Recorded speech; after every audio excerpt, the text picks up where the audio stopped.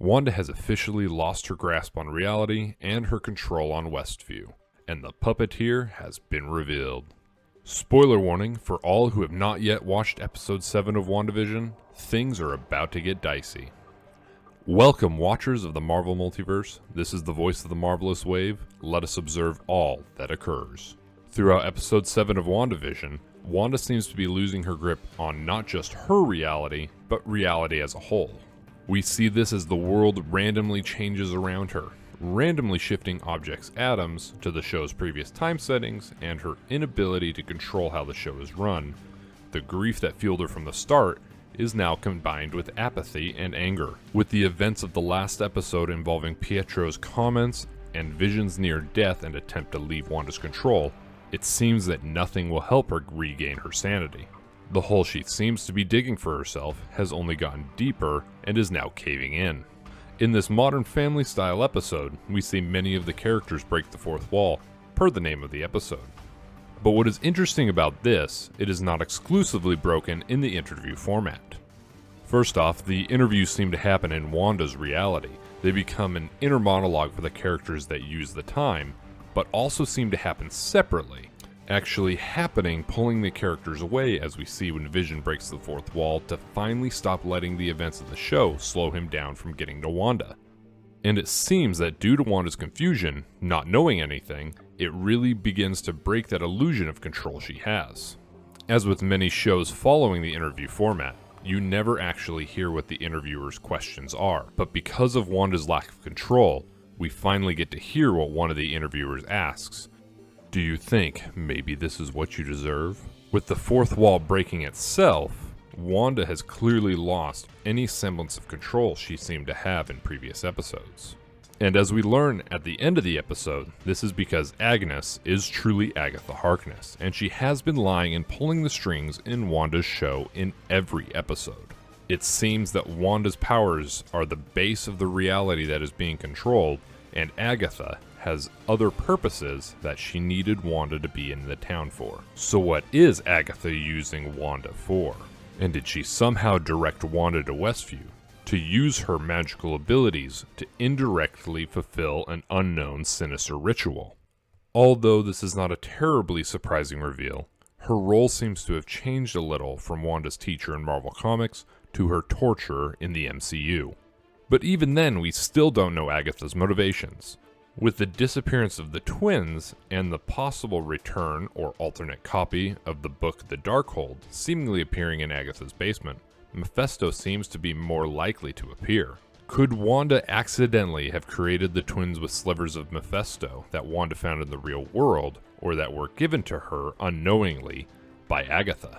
And if this was the case, could this have been a ruse so that the children could gain powers, so when they are reabsorbed into Mephisto, he gains some of their strength? And since they have disappeared, it seems as if they have already undergone their reabsorption. And could it also be possible that this was done in a way to open a door from the Hell Dimension so that Mephisto could leave and wreak havoc on Earth? And just what did the cicadas mean on the curtains and in the basement? Mephisto has been known to take the form of a fly in the comics, and with both of these being gross, annoying insects, could this be his MCU counterpart's form or symbol? On top of this, where is Ralph, or who is he? Could this just have been Agnes referring to Mephisto this whole time? And then there's also the question of just who is Agatha Harkness, and where have her powers come from? She seems to have very similar powers to Wanda, just with a purple hue instead of a red hue. Could we find out that she is like her comic doppelganger, with origins dating back to the Salem witch trials? Or could she be a new version that gained her powers similar to how Wanda gained her powers?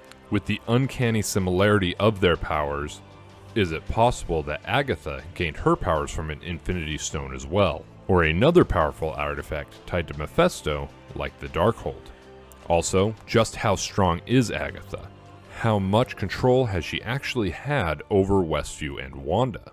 Agatha's powers seem to be fairly similar to Wanda's original powers, primarily using them up close and personal to affect the minds of the residents. But at the same time, she does seem to have some reality affecting powers as well. As seen in the final montage, right in the beginning, she seems to change her clothes and create flowers out of nowhere.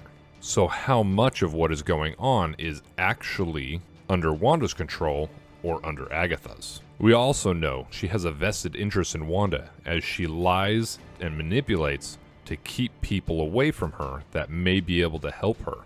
Early on, we see this with Geraldine or Monica, when she brings it to Vision's attention that she doesn't belong in Westview. We see it again in the previous episode when she lies to Vision, manipulating him into leaving the town. With these revelations, it seems likely that Agatha is actually the one keeping Vision and Darcy from reaching Wanda. She clearly needs Wanda to fulfill her plans. In a way, she is Wanda's villain. If Agatha is really using her to bring someone like Mephisto into the world, I don't think this story will end here. I believe that we are seeing events unfold that could lead to many of the events in the MCU and Phase 4, such as the Multiverse of Madness, to the possibility of Ghost Riders coming back into the MCU. This story is only the start of so many possibilities. Vision's own story seems to have progressed even further as well, with him finally learning from Darcy just what his life was before Westview, but also Darcy telling him that it seems he does love Wanda. He seems ready to help her overcome her grief, but he will also soon learn that he will have to overcome Agatha as well.